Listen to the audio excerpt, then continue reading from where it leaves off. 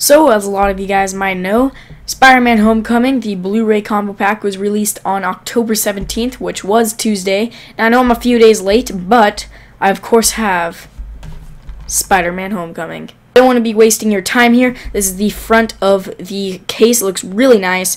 Fun little fact is the picture that was used for the front of the case was actually taken out of the trailer for Spider-Man Homecoming, but the shot never made the final cut of the movie. So you know why they used it still for the front of the cover, since the shot was never even in the movie, is beyond me, but it still looks pretty darn cool.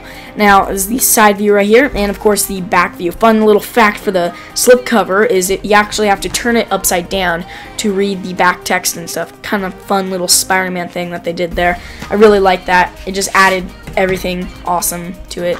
So there's the front of the case without the slipcover. No, it's not any different. I wish they were different. It would look cool. I know movies like back in the day, they sometimes would be, the actual case would be different from the slipcover. I wish they still did that. That would be so much more nice and a lot more fun. This is the inside. I do have the ultraviolet, but I'm obviously not going to be showing that to you guys. This right here is the, oh sorry, other way. I'm looking at the camera view. This is the Blu-ray disc right here and the DVD. I really like how these DVDs look. Mostly because past Marvel movies we've gotten are just the solid Blu-ray discs that are blue, like yeah. But with this, it's just that cool little cartoon Spider-Man, and it looks awesome. So my thoughts on this movie is it's awesome. It's a really fun movie. I really enjoyed watching it. This is definitely one of those Marvel movies where you can watch it over and over. There's a lot of them that are like that.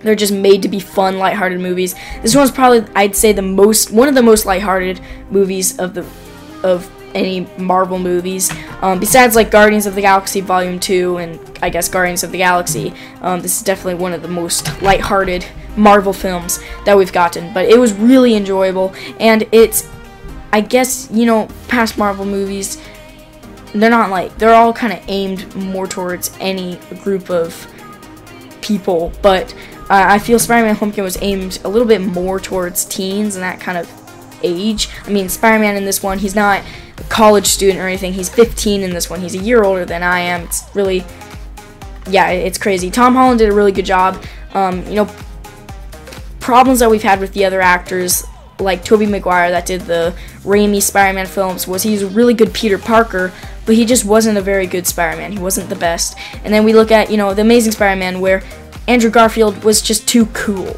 looking. Like, they made him look too cool to be, I don't know how else to say it, but they made him look too cool to be like Peter Parker, but he was a really good Spider-Man. Like, he was a better Spider-Man than Tobey Maguire. But Tom Holland did a great job.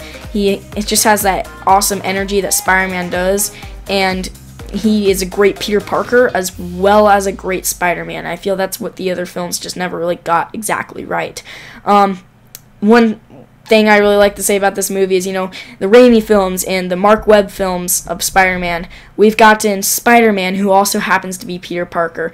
In Spider-Man Homecoming, it's Peter Parker who happens to be Spider-Man. We actually focus more on Peter Parker's life, I guess you could say, a lot more than the other films do. And, you know, he's not as much Spider-Man as he is Peter Parker, and I really like that.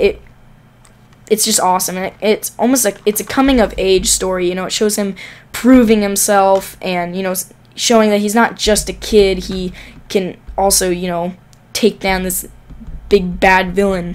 So I really like this movie. I enjoyed it a lot. Again, I could watch this one maybe like twice a week for the next month if I really wanted to.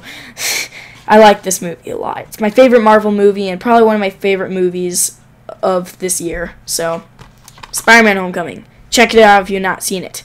Don't rent it. Buy it. You won't regret it.